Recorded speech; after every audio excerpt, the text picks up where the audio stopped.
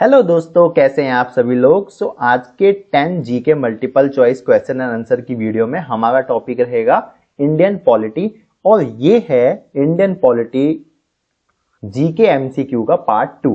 तो चलिए video start करते हैं।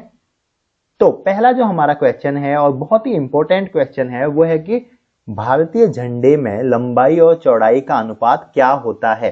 तो इसका जो सही आंसर है वो है 3:2। तो अब आपको कमेंट करके बताना है कि ये जो आपका भारतीय झंडा जो है वो किसने डिजाइन किया था और हमने फर्स्ट टाइम कब इसको नेशनल फ्लैग के रूप में चुना था। नेक्स्ट क्वेश्चन है कि निम्नलिखित निकायों में किस की वार्षिक रिपोर्ट भारत के राष्ट्रपति द्वारा संसद के समक्ष रखी जाने वाली नहीं है। राइट, तो इसका जो सही आंसर है वो है राष्ट्रीय मानवाधिकार आयोग। कभी भी आप जब भी कोई क्वेश्चन पढ़ते हो उसे ट्राई कीजिए कि 2 बार पढ़ने का। ठीक है, यहाँ पे देखिए लास्ट में लिखा हुआ था रखे जाने वाली नहीं है। कभी कभी क्या होता है कि हम इतनी स्पीड में पढ़ते हैं, हम नहीं वर्ड भूल जाते हैं और किसी और ऑप्शन पे टिक कर देते हैं, तो इस बात का आपको ध्यान रखना चाहिए। नेक्स्ट क्वेश्चन है कि केंद्र शासित प्रदेश जो कि आपका है लक्षद्वीप के न्यायिक क्षेत्र का कार्य कौन सा न्यायालय करता है, क्योंकि वहां पे तो हाई कोर्ट है नहीं, तो कौन सा न्यायालय आपका ये काम करता है। तो इसका जो सही आंसर है वो है केरल हाई कोर्ट। ठीक है, नेक्स्ट क्वेश्चन है कि सुप्रीम कोर्ट के मुख्य न्यायाधीश के रूप में कार्य करने के लिए व्यक्ति को उच्च न्यायालय में कम से कम कितने वर्ष का कार्य करना चाहिए। तो इसका जो सही आंसर है वो है 10 साल। मतलब आपको 10 साल का एक्सपीरियंस होना चाहिए, देन उसके बाद आप मुख्य न्यायाधीश के रूप में कार्य करने के लिए एप्लीकेबल होते हो। नेक्स्ट क्वेश्चन है कि सिर स्टेफोर्ड क्रिप्स की योजना में द्वितीय विश्व युद्ध के बाद क्या परिकल्पना की गई थी विथ रिस्पेक्ट टू भारत।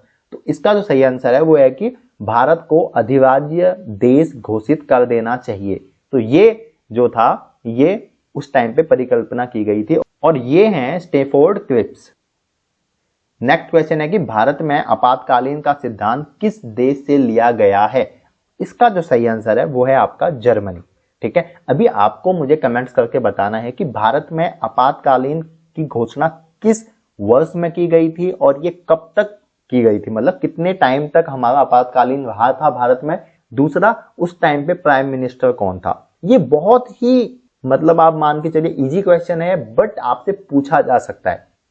तो अगला क्वेश्चन है कि भारतीय संविधान में 11वां मौलिक अधिकार कौन से संशोधन के बाद जोड़ा गया था। तो इसका जो सही आंसर है वो है कि भारतीय संविधान में 10 मौलिक अधिकार 1976 में 42वें संविधान संशोधन के बाद जोड़े गए। 11वां संविधान संशोधन सन 2002 में 86वें संविधान संशोधन के बाद जोड़ा गया। नेक्स्ट क्वेश्चन है कि निम्नलिखित में क्या भारतीय संविधान के शासनादेश पर नहीं बनाया गया है।